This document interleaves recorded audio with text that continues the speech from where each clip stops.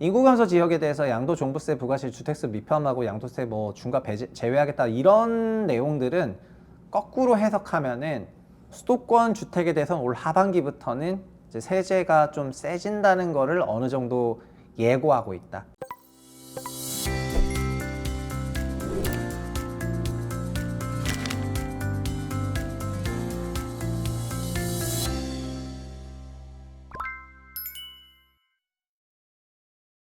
안녕하세요, 최부심입니다.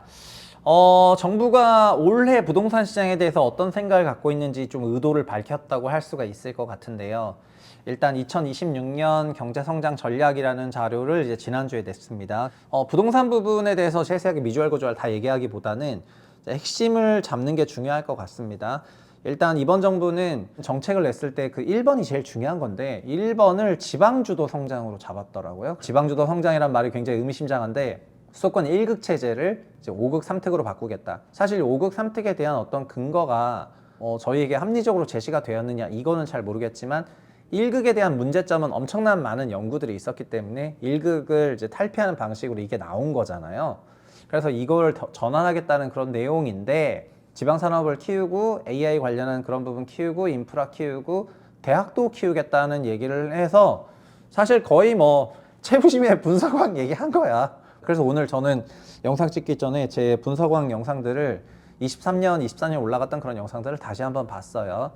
근데 결국 지방에는 AI와 관련된 여러 산업을 통해 가지고 가속화하고 이제 재생에너지로 돌아가는 아리백산단 조성하고 지방 대학을 혁신하겠다 이런 내용들이 조금 담겨져 있습니다. 그런데 이거는 이제 완전 부동산적인 건 아니죠. 다만 이런 부분들은 결국 일자리나 교육이 지방에서 그 기능들이 소실이 됐기 때문에 일자리와 교육에 대한 그 기능들을 지방에서 올려야 되는 건데 아예 그냥 전략 자체가 지방주도 성장하겠다고 한 것은 수도권 주도 성장이 아니라 지방 주도 성장이라는 이제 그런 타이틀을 달면서 무게추를 완전히 옮겨가는 부분이 있고요.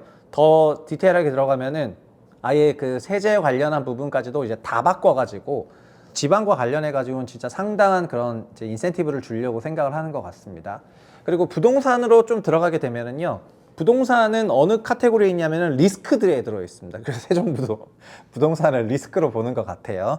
리스크죠. 왜냐하면은 어쨌든 현 정부가 출범하고 나서 전체적으로 한미 협상 그런 것도 굉장히 날카로웠지만 경주 에이펙을 전후로 막 잘하면서 일본 외교도 잘하고 중국 외교도 잘하고 외교적인 부분에서 굉장히 완벽한데 뭐가 문제냐면은 부동산이 문제인 거잖아요. 부동산은 이제 차관도 바로 낙마하고 등등 이제 굉장히 해프닝이 많았기 때문에 결국 부동산이 리스크라는 거는 이제 공감을 하는 것 같고 부동산에 대해서는 지금 1월 중에는 공급 대책이 추가로 나올 거지만 어느 정도 방향은 나왔는지 주택 공급 늘리겠다는 부분 이런 겁니다. 수도권 공급 택지 늘리겠다. 3기 신도시 18,000호를 포함해 가지고 올해 5만 호를 착공을 하고 고덕강일지구랑 고양 창릉을 포함해서 약 3만 호 정도를 분양하겠다는 이런 내용이 있고요.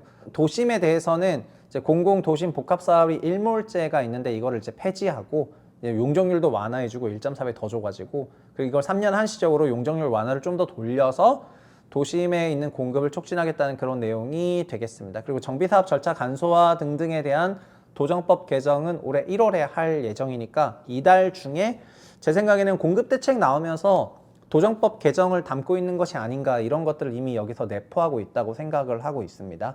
그리고 특화주택이라고 해서 특화주택이라는 거에 대한 법적 근거를 마련한 다음에 사회적 기업의 운영 참여를 확대하겠다는 거고 이건 양은 많지 않아 보이지만 이런 게 있고요. 그리고 작년 9월에 나왔으면 좋았었던 게 모듈러 주택이었는데 이런 소위 공법 혁신이라도 들어갔어야 되는데 청년 1인 가구를 위해서 모듈러 공공주택 공급을 확대하고 이거 2030년까지 16,000호 플러스 알파고요. 그다음 특별법을 제정하고 규제 특례 활성화하겠다는 그런 내용이 되겠습니다.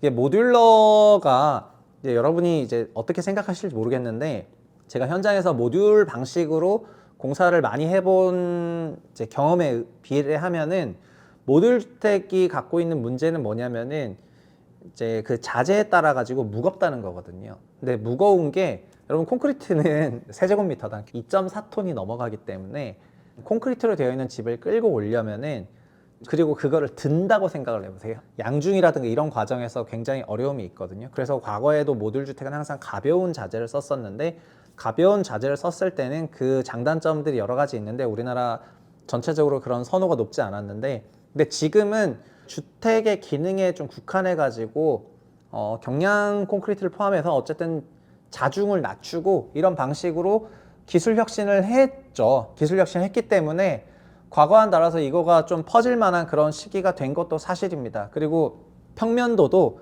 그냥 어떻게 조립하냐에 따라 가지고 달라지는 거거든요. 그래서 이게 25평에서 34평, 9평 같이 3B로 되어 있는 걸 다 모듈화 하기는 현실적으로 그냥 불가능하고요.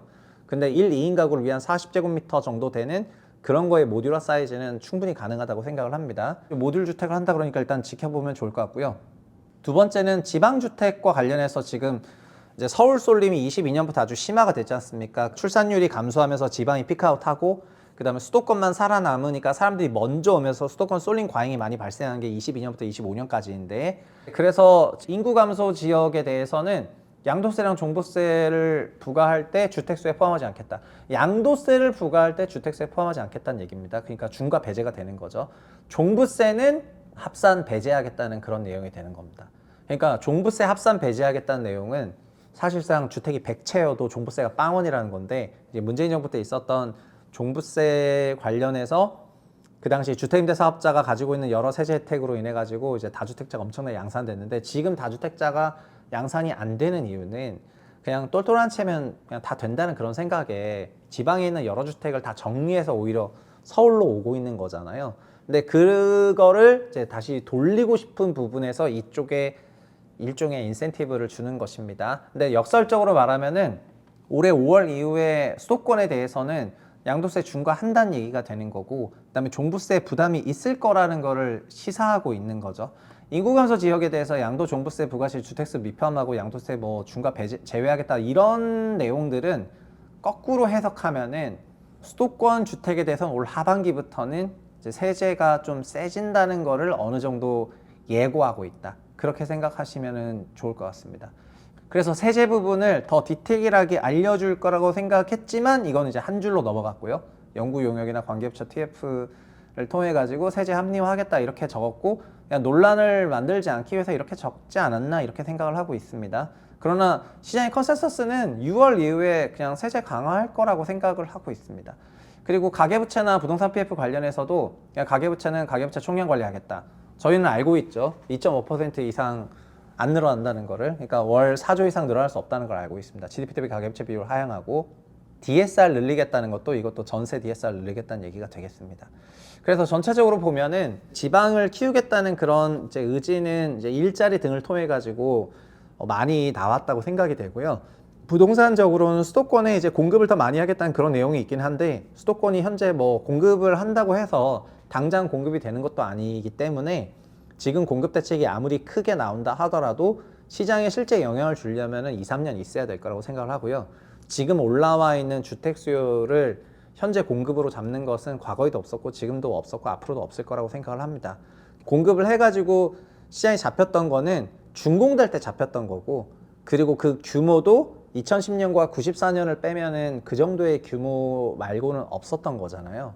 엄청난 규모가 딱 준공됐을 때 딱 입주 효과와 준공 효과가 나면서 스프레이드 아웃 되면서 이제 그런 걸로 인해서 가격 안정화 효과가 있었는데, 지금 뭐 몇만 원 공급 더 하고 한다고 해가지고 수도권의 공급 확대가 되지는 않을 것 같고요. 이제 그런 인식이 퍼지면서 시장 안정화 되지는 않을 것 같고요. 오히려 시장에서는 지금 어떤 생각이냐면은 6월 1일 기준으로 지금 돌아가는 구조를 보면은 하반기에는 보유세를 인상할 거라는 생각을 지금 다 누구나 하고 있는 그런 상황이고, 근데 상반기는 소위 하닉스로 대표되는 그런 성과금 높은 기업들이 돈을 주니까 2, 3월엔 유동성이 좀 터져가지고 분당, 판교, 강동으로 대표되는 이런 지역들은 이제 돈이 좀 넘쳐가지고 강세가 좀 있어 보이고요.